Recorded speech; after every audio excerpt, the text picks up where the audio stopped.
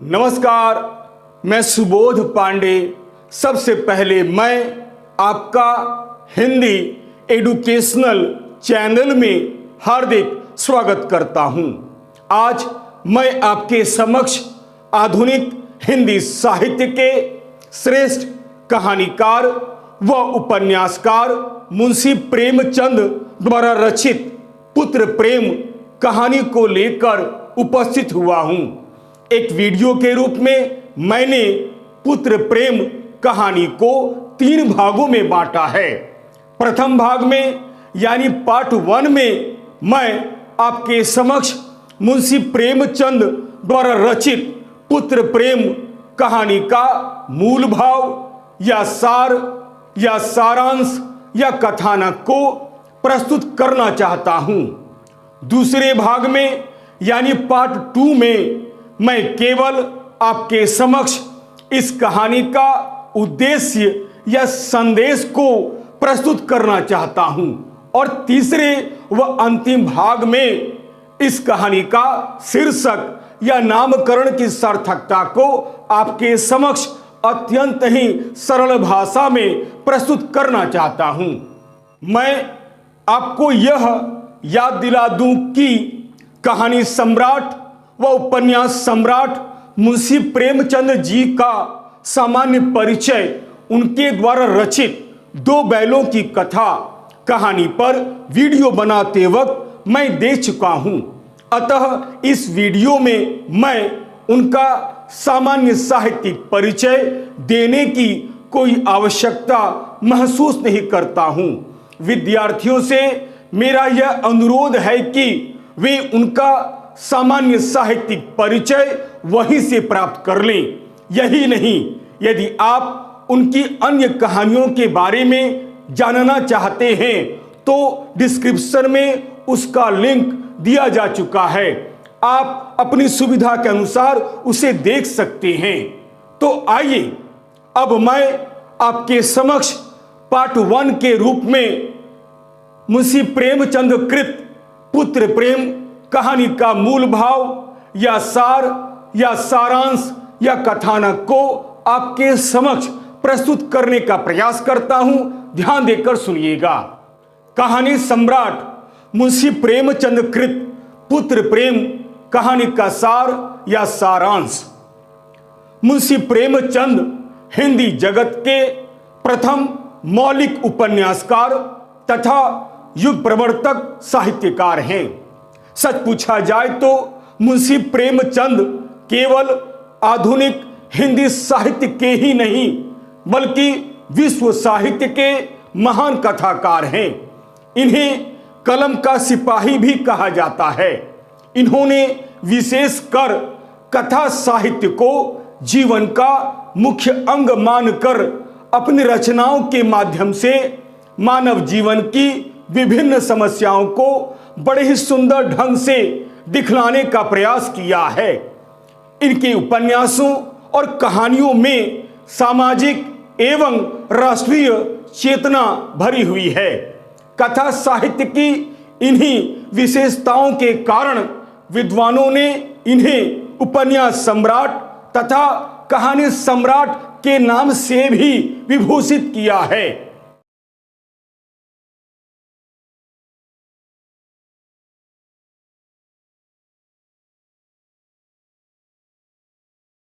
पुत्र प्रेम इनकी एक श्रेष्ठ, सुंदर एवं बहुचर्चित कहानी है।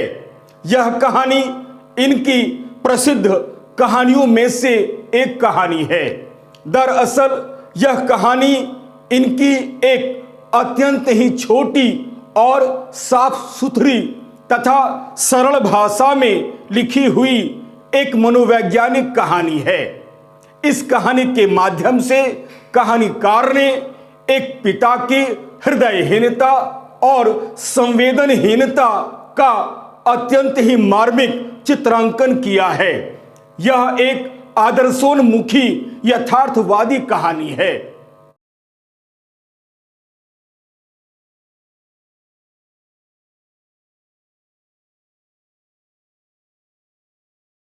भारतीय समाज में धन दौलत, रुपये पैसे का विशेष महत्व होता है। परिवार के सभी सदस्य इसी धन दौलत रुपये पैसे की वजह से ही एक दूसरे से भावनात्मक रूप से जुड़े होते हैं और एक दूसरे के सुख दुख में शामिल भी होते हैं और कठिन से कठिन परिस्थितियों में भी मजबूती के साथ एक दूसरे का साथ देते हैं। लेकिन कई बार ऐसा होता है कि मनुष्य धन दौलत रुपये पैसे के मोह में ऐसे पड़ जाता है कि अपने मानवीय कर्तव्य व धर्म को भूल जाता है। धन दौलत रुपये पैसे को ही वह सर्वोपरि मान लेता है।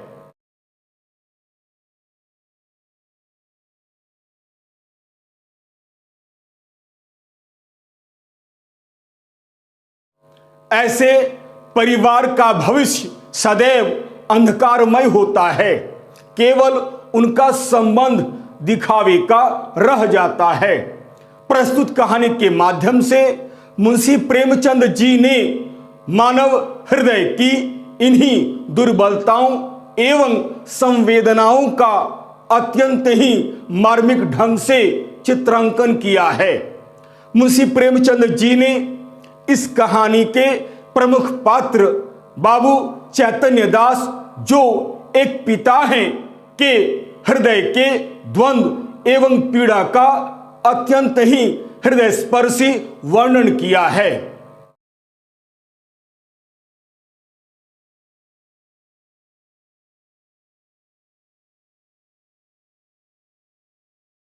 बाबू चैतन्य दास किसी एक शहर के जाने माने रईस आदमी थे। वे अर्थशास्त्र के बहुत अच्छे ज्ञाता थे। वे अपने अर्थशास्त्र के ज्ञान का उपयोग सदैव अपने लोक व्यवहार में भी बड़ी सफलता के साथ किया करते थे। वे पेशे से वकील थे। उनकी जमींदारी भी थी और साथ में बैंक में भी काफी रुपये पैसे जमा कर रखे थे। वे बहुत ही सोच समझकर खर्च किया करते थे। जिस खर्च में उन्हें किसी प्रकार का लाभ नहीं दिखलाई देता था, ऐसे खर्चों से वे कोसों दूर भागते थे। व्यर्थ पैसे खर्च करना उनके सिद्धांत के बिल्कुल खिलाफ था।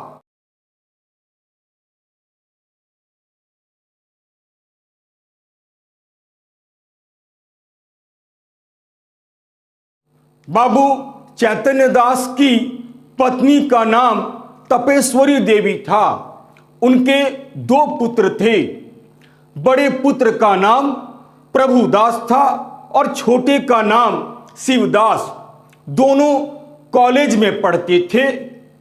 दोनों ही बड़े ही होनहार और चतुर युवक थे। दोनों पुत्रों से उन्हें विशेष लगाव व उम्मीदें थी।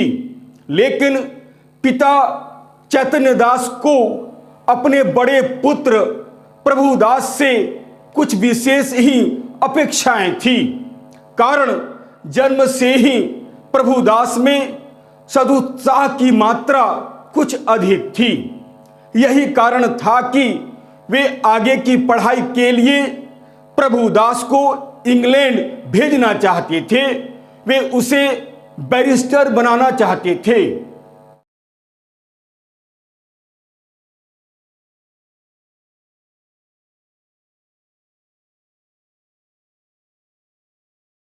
परंतु भाग्य का खेल देखिए, विधाता को कुछ और ही मंजूर था। बीए की परीक्षा देने के बाद प्रभुदास को ज्वर आने लगा।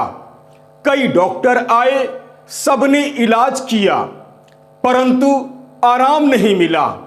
कहने का अर्थ यह है कि काफी दवा कराने के बावजूद भी प्रभुदास का ज्वर कम नहीं हुआ। प्रभुदास बहुत ही निराश और कमजोर हो गए। धीरे धीरे वह इतना अधिक कमजोर हो गया कि उसके उठने बैठने की शक्ति भी एक प्रकार से समाप्त हो गई।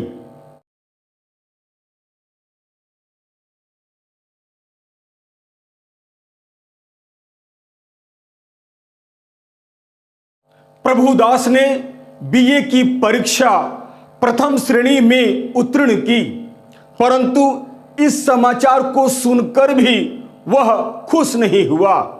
प्रभुदास हमेशा चिंतित रहने लगा और उसे यह जीवन एक प्रकार से बोझ की भांति प्रतीत होने लगा। बाबू चैतन्य दास भी बहुत ही उदास हो गए।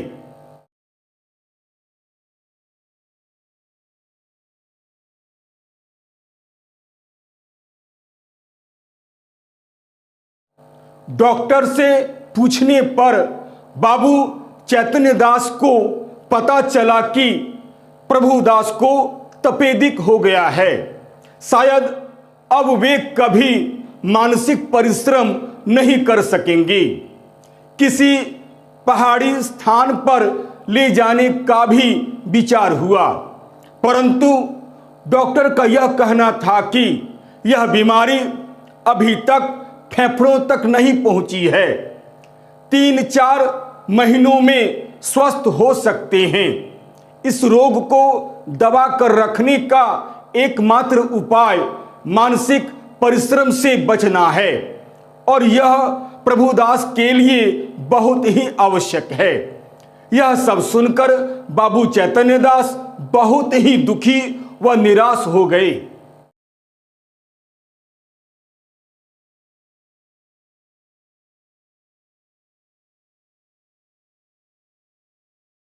जब मानसिक परिश्रम न कर पाने की बात बाबू चैतन्य दास सुनते हैं तो एकदम टूट जाते हैं तथा यह मान लेते हैं कि प्रभुदास का जीवन तो एक प्रकार से अब नष्ट हो चुका है। प्रभुदास की दशा भी दिनों दिन खराब होती जा रही थी। वह हमेशा इस रोग के बारे में ही सोचता रहता था। कभी कभी जब ज्वर कम हो जाता तो किताबें पढ़ने लगता, लेकिन जब ज्वर का प्रकोप बढ़ जाता तब वह फिर से निराश हो जाता।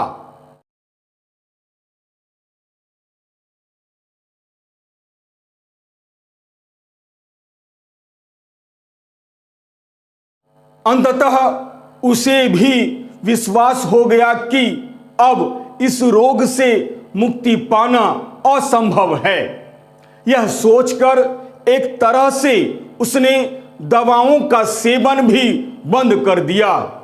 खान पान के उचित और अनुचित का भी विचार त्याग दिया। उसमें धीरे धीरे उदासीनता आ गई थी। अब वह दार्शनिकों की तरह बातें करने लगा था। बीच बीच में बाबू चैतन्य दास यह सोचते कि जब मैं इस परिणाम को जान रहा हूं फिर भी व्यर्थ में धन आखिर क्यों खर्च कर रहा हूं। इस प्रकार व्यर्थ धन खर्च करने से आखिर क्या लाभ। परंतु पुत्र प्रेम के कारण और लोक लज्जा के डर से उन्होंने इस इलाज को कुछ दिनों तक और जारी रखा।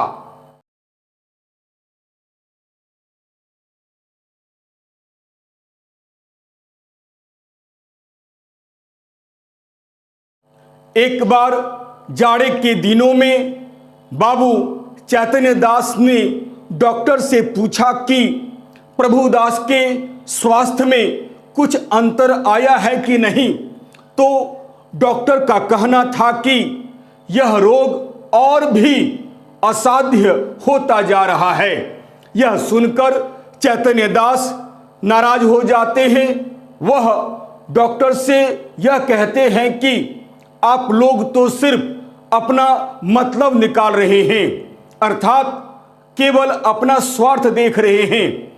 उनकी बात सुनकर डॉक्टर उन्हें यह कहता है कि रोग का सिर्फ अनुमान किया जा सकता है, जो पूर्णतया सत्य हो यह निश्चित नहीं है।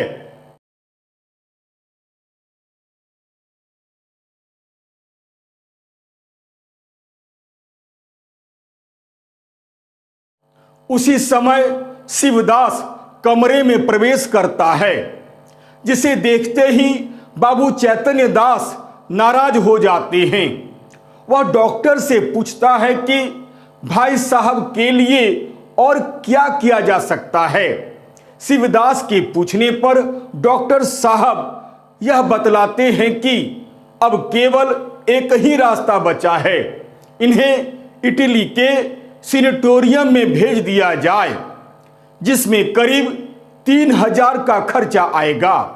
परंतु यह रोग भयंकर है, यह निश्चित रूप से नहीं कहा जा सकता है कि वे अच्छे ही होकर लौटेंगे। इससे मन को यह तसल्ली मिलेगी कि हम जो कुछ कर सकते थे वह सब मैंने किया।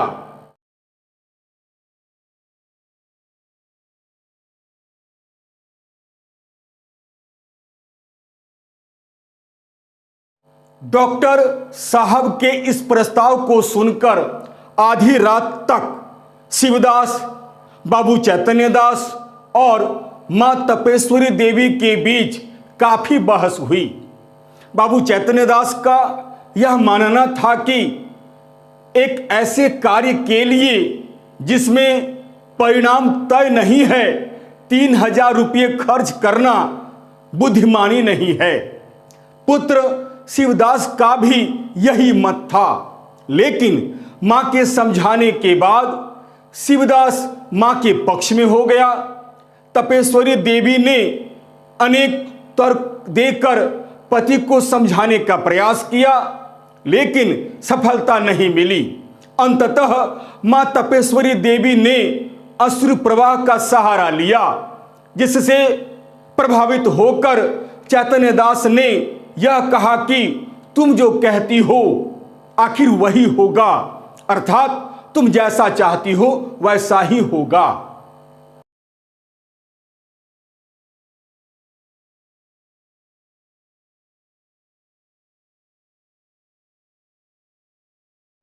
तपेश्वरी देवी ने पूछा कि आखिर यह सब कैसे होगा और कब होगा। तब बाबू चैतन्य दास ने रुपयों का बहाना बनाया। रुपयों के संदर्भ में तपेश्वरी देवी ने कहा कि जायदाद है और कुछ बैंक में भी रुपये पैसे हैं, इसे निकाल लिया जाए। यह सुनकर चैतन्य दास ने यह कहा कि मैं पूर्व पुरुषों की संचित जायदाद और रखे हुए रुपये पैसे को और निश्चित हित की आशा में खर्च नहीं कर सकता। इसका जवाब देते हुए तपेश्वरी देवी ने कहा कि आधी जायदाद तो प्रभुदास की ही है। यह सुनकर बाबू चैतन्य दास ने यह कहा कि मैं भावुकता के फेर में पड़कर धन का नाश नहीं कर सकता। अंत में कुछ भी नहीं हो सका।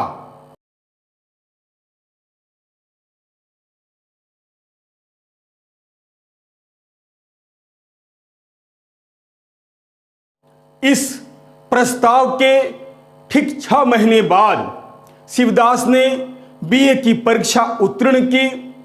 बाबू चैतन्य दास ने अपनी जमींदारी का कुछ हिस्सा बंधक में रखकर उसे इंग्लैंड भेज दिया, लेकिन दूसरी ओर 1 सप्ताह के बाद ही अभागा प्रभुदास परलोक सिधार गया।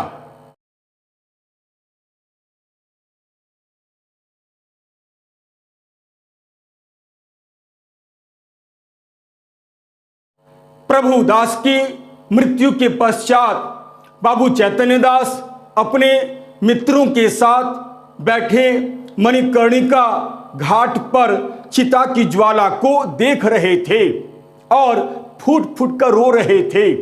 आंखों से आंसुओं की धारा बह रही थी।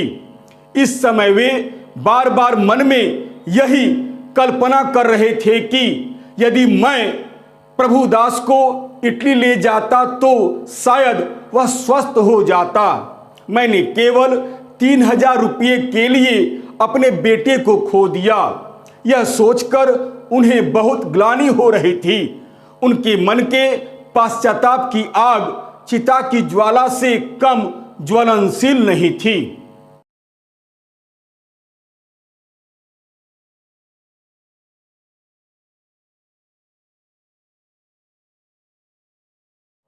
बाबू चैतन्य दास इसी सोच में थे कि तभी उन्होंने एक समूह को गाजे बाजे के साथ अर्थी को लाते हुए देखा। लोग आए, चिता सजने लगी। तभी एक युवक उनके पास आकर खड़ा हो गया, जिससे पूछने पर यह पता चला कि वह देहात में रहता है।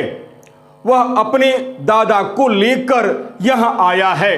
उसके दादा की अंतिम इच्छा थी कि मरने के बाद उसे मणिकर्णिका घाट पर लाया जाए, इसीलिए वह यहां आया है।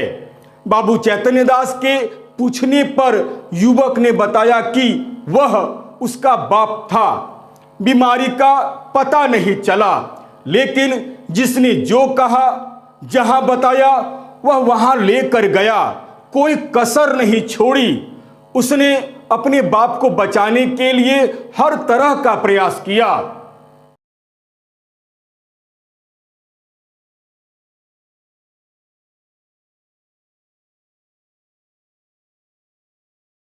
इतने में युवक का एक साथी वहां आया और बताया कि नारायण, लड़का दे तो ऐसा ही दे।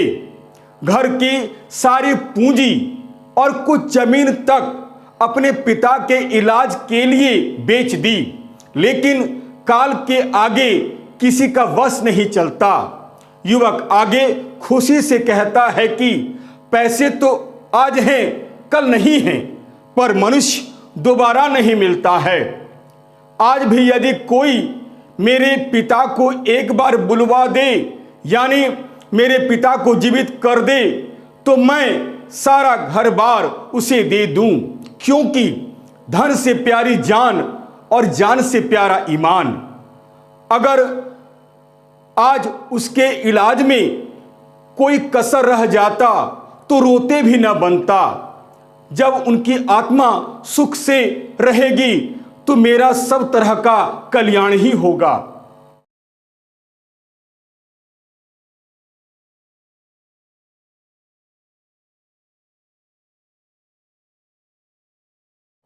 बाबू चैतन्य दास आज्ञाकारी पुत्र की इन बातों को बड़े गौर से सुन रहे थे, पर ये बातें उनके हृदय में तीरों के समान चुभ रही थी। आज उन्हें अपनी हृदयहीनता, संवेदन शून्यता और निष्ठुरता का बोध हो गया था। वे अपने किए पर पछता रहे थे। आज उन्हें अपनी हृदयहीनता और निष्ठुरता पर ग्लानि हो रही थी। इस घटना का उनके मन पर इतना गहरा प्रभाव पड़ा कि उन्होंने प्रभुदास के अंतिम संस्कार में खुले हाथों से खर्च किया, अर्थात खूब धन खर्च किए। उनके मन की शांति के लिए अंत में सिर्फ यही उपाय बाकी रह गया था। यह कहानी यही समाप्त हो जाती है।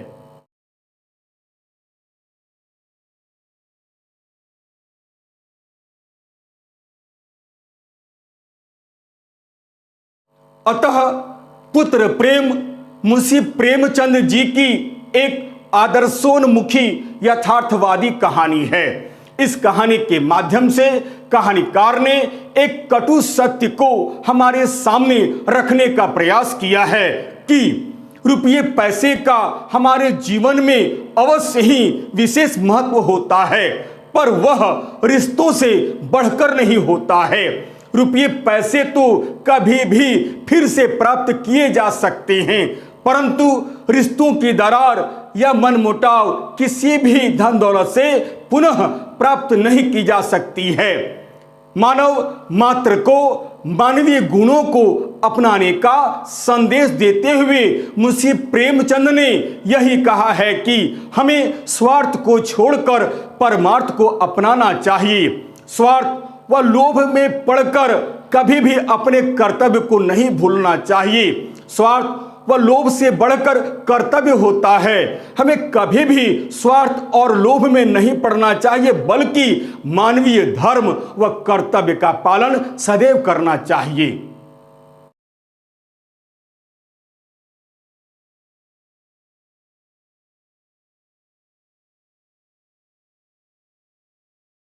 यदि आपको यह वीडियो अच्छा लगता है तो इसे लाइक अवश्य करें। अपने सगे संबंधियों को भी इसे शेयर करना बिल्कुल नहीं भूलें। और हाँ, चलते चलते मेरे इस चैनल को अवश्य सब्सक्राइब करें। याद रखिएगा, मेरा यह चैनल एक प्रकार से एक एजुकेशनल चैनल है। मैंने इस चैनल का निर्माण विद्यार्थियों के हित को ध्यान में रखकर ही बनाया है। अतः लाइक, शेयर और सब्सक्राइब करना बिल्कुल नहीं भूलें। और हाँ, यदि मेरे इस वीडियो में अगर आपको कहीं भी किसी प्रकार की कोई त्रुटि या कोई कमी नजर आती है तो सप्रमाण कमेंट्स अवश्य करें, ताकि मैं उन गलतियों का सुधार कर सकूं और आपके समक्ष एक बहुत ही छात्रोपयोगी वीडियो बनाकर प्रस्तुत कर सकूं, ताकि आप अधिक से अधिक उसका लाभ उठा सकें। तब तक के लिए नमस्कार, धन्यवाद।